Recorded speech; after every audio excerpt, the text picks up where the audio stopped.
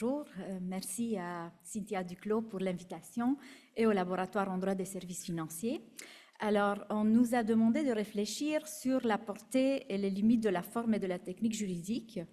Et notre réflexion part d'un constat, celui des modifications subies par les moyens juridiques d'action étatique pendant les dernières décennies, pour aboutir à une réflexion plus générale sur les caractéristiques essentielles du droit qui permettent à convertir des objectifs politiques en propositions à partir desquelles les agents peuvent s'orienter. Ce sont là les deux parties de notre intervention. Je vais aborder la première et le professeur Bouchard abordera ensuite la deuxième. Donc d'abord sur l'infléchissement des formes juridiques de l'action étatique. Selon une conception largement répandue pendant le XXe siècle et qui nous est encore très familière, je crois, aujourd'hui, le droit est essentiellement le produit d'une volonté, celle du législateur, dont la légitimité découle naturellement de la forme d'organisation politique et la nôtre, la démocratie représentative. Cette volonté se manifeste principalement par voie législative, mais elle se manifeste aussi indirectement par règlement ou d'autres actes du pouvoir exécutif posés en vertu de pouvoirs délégués par le législateur. Cette conception volontariste et unidirectionnelle du droit, qui faisait bien écho aux pratiques de l'État dirigiste du début du XXe siècle et ensuite de l'État-providence, s'est avérée de moins en moins adaptée aux changements que connaissent nos sociétés depuis la fin du dernier siècle, sous l'impact d'une accélération et d'une complexification sans précédent de la vie sociale, du phénomène économique et du développement technologique. Une pluralité de réseaux normatifs porteurs de légitimité et efficacité propre sont devenus de plus en plus visibles et ont remis en cause la représentation qu'on se faisait, unitaire, hiérarchique et autarcique du droit étatique. Les lieux de production de ces réseaux de règles en provenance à la fois de la société civile et de l'économie sont très divers. Des entreprises, des communautés locales, des réseaux d'échanges commerciaux ou intellectuels, des associations fondées sur les connaissances, sur les intérêts, sur les opinions ou sur les convictions. Le droit étatique a dû alors s'ouvrir pour s'associer à ces réseaux de règles. Cette ouverture, pour reprendre une expression du professeur Pierre Issalis, cette porosité nouvelle, s'est traduite par une évolution de la technique juridique qui a mené à l'avènement de nouvelles formes juridiques de l'action étatique. Alors, sans que les procédés classiques, loi, règlement, d'édiction de règles soient abandonnés, évidemment, cette évolution reconnaît une place importante à d'autres procédés, certains de type consensuel ou impliquant la négociation, d'autres reconnaissant l'intervention de systèmes non juridiques. Dans une contribution significative au droit de l'action gouvernementale, l'ouvrage Répartir les normes, le choix entre les formes d'action étatique, Pierre Issalis identifie 13 formes nouvelles d'action étatique. L'ouvrage date de 2001, donc il devrait être remis à jour, mais voilà quelques exemples. La réglementation négociée implique une véritable négociation du contenu d'un règlement entre l'État et les divers groupes d'intérêts éventuellement touchés, ou entre ces différents groupes sous l'arbitrage de l'État. Une autre forme, l'autoréglementation contrôlée, consiste pour l'ordre juridique étatique à reconnaître un système normatif existant ou bien à déléguer l'élaboration d'un tel système dans la société civile ou dans le système économique, tout en conservant un contrôle étatique sur l'exercice de cette compétence normative d'abord privée. Le modèle québécois des professions en est un exemple.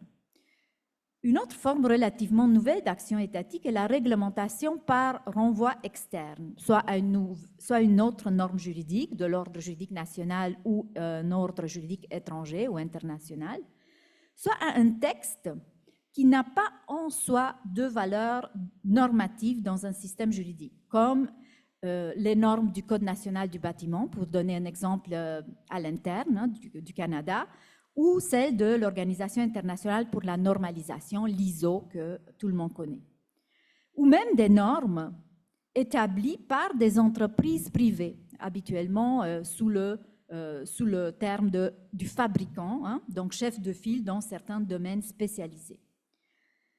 Les textes de référence, ces textes de référence auxquels on renvoie, sont censés être intégrés dans le texte référent sans toutefois être soumis à certaines exigences du régime juridique applicable au texte de référence, notamment en matière de publicité et de disponibilité dans les langues de la législation, dans notre cas, hein, de pays bilingues.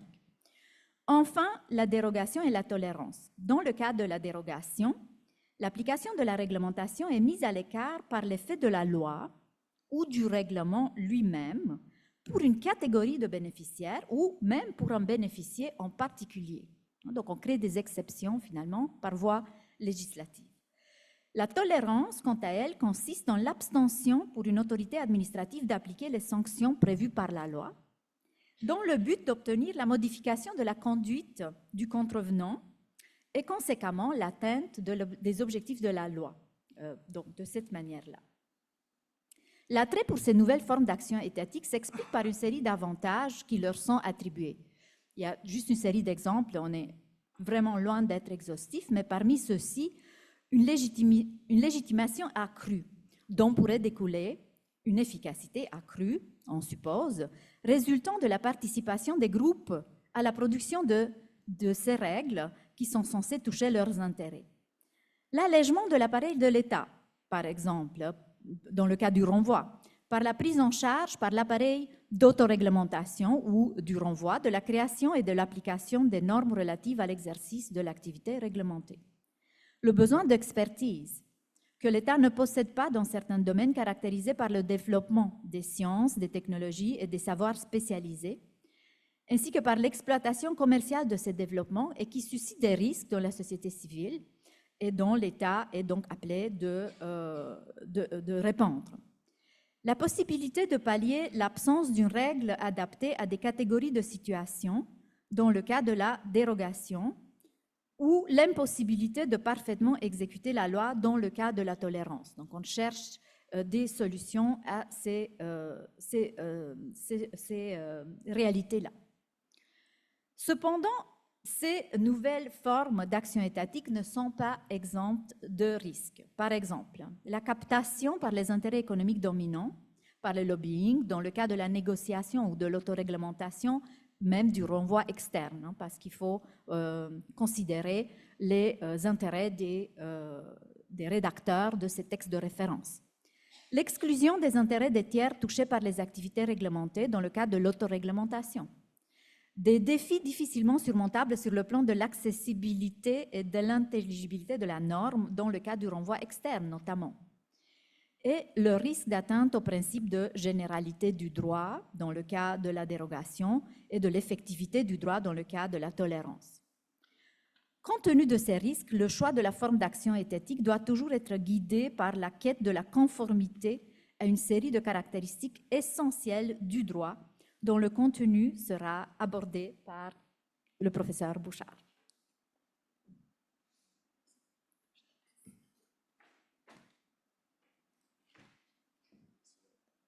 Merci, professeur Popescu. Donc, on va juste remonter d'un niveau de généralité. Il y a plusieurs choses à considérer quand on se penche sur les moyens appropriés de l'action gouvernementale pour favoriser la lutte au changement climatique. Il y a des données scientifiques qui nous ont été rappelées, il y a des données sociales, économiques, politiques, techniques. Ici, avec la professeure Popescu, on a choisi de se concentrer plus directement sur ce qui se trouve dans le champ de compétences du juriste, à savoir la manière dont la forme du droit rend possible l'action étatique, la constitue, tout en lui fixant aussi certaines limites. Donc, c'est une réflexion sur ce que ça signifie de se gouverner à l'aide du droit. Comme l'a bien indiqué la professeure Popescu, une conception du gouvernement selon le droit qui est étroitement centrée sur la volonté législative, ça ne parvient pas à expliquer la relation complexe qui se tisse entre le droit et les conduites des acteurs. Le défaut de cette conception du droit, c'est de se concentrer trop exclusivement sur le point de vue des autorités étatiques et d'oublier que le gouvernement selon le droit est aussi une manière d'organiser la société, dans laquelle intervient d'une façon importante le point de vue des gouvernés. Quand on décrit le droit comme une simple courroie de transmission, comme un convoyeur de haut en bas qui est chargé d'imposer le souhait des autorités gouvernementales à des sujets qui sont passifs, on évacue à tort le point de vue des acteurs qui doivent, eux, orienter leur conduite à partir de ce droit. Pour mieux expliquer le gouvernement selon le droit, il faut apercevoir que le gouvernement selon le droit, ce qu'on appelle chez nous la primauté du droit ou l'état de droit, il possède une nature coopérative. C'est-à-dire qu'il implique non seulement la participation du gouvernement, mais aussi la participation des sociétaires, qu'ils soient acteurs privés, entreprises, citoyens, ONG, experts, qui doivent tous être en mesure de comprendre et d'interpréter les règles et leur sens pour arriver à les mettre en œuvre. En fait, la capacité du droit à établir des repères permettant d'orienter les conduites mutuelles de l'État et des sociétaires dépend du respect de la forme du droit, de certaines exigences que le penseur américain Lon Fuller a appelées la moralité interne du droit. Et ce sont des exigences qui fixent les conditions d'une compréhension mutuelle, une forme de réciprocité, parfois tacite, on pourrait parler même de confiance, que le droit permet d'établir entre le gouvernement et les sociétaires. Avant d'aborder ces exigences, je sens le besoin de rappeler une donnée de base, une donnée millénaire. Quand on parle de gouvernement selon le droit, ce qu'on cherche à éviter, c'est une chose assez simple, c'est l'arbitraire.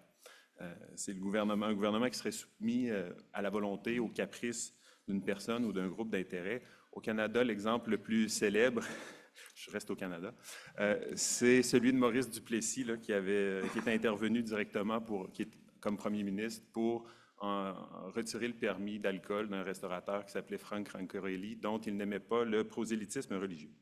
Donc, à l'inverse, par un gouvernement selon le droit, ce qu'on cherche, c'est un gouvernement ordonné, un gouvernement selon des règles qui fournissent un cadre stable, sensé aux interactions entre les sociétaires et le gouvernement.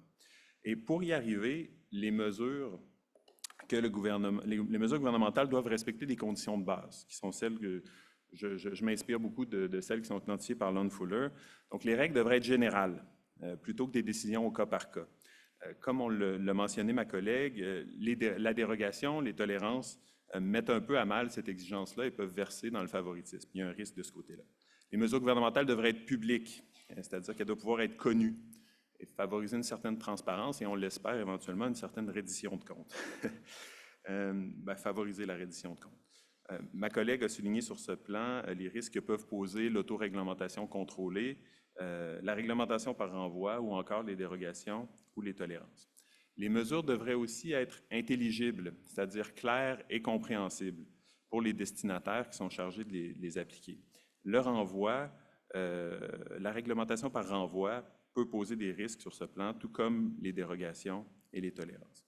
Les mesures devraient être cohérentes entre elles, ne pas se contredire, idéalement. Elles devraient être possibles à respecter, elles devraient être prospectives et constantes au fil du temps, plutôt que rétroactives et constamment changeantes. Et enfin, dernière exigence, et non la moindre, l'action officielle qui découle d'une mesure devrait être conforme à la règle promulguée. Il devrait y avoir une concordance entre la règle annoncée et ce que le gouvernement va prendre comme décision. Ça suppose un ensemble complexe d'éléments, dont la possibilité de faire une interprétation appropriée de la règle dans les circonstances, ce qui suppose une certaine participation des sociétaires et donc une forme d'équité procédurale. La dérogation, les tolérances, dans la mesure où elles s'écartent de règles de manière qui serait non justifiée, peuvent soulever des craintes légitimes sur ce point. Évidemment, ces diverses exigences sont parfois en tension entre elles et la question de savoir comment les appliquer et de les moduler dans les situations concrètes exige du jugement, de la prudence, c'est très difficile. La réalisation des idéaux qui sont identifiés par la moralité interne pourra donc varier, mais elle établit tout de même des conditions de base, une sorte de minimum en dessous duquel on risque de verser dans l'arbitraire.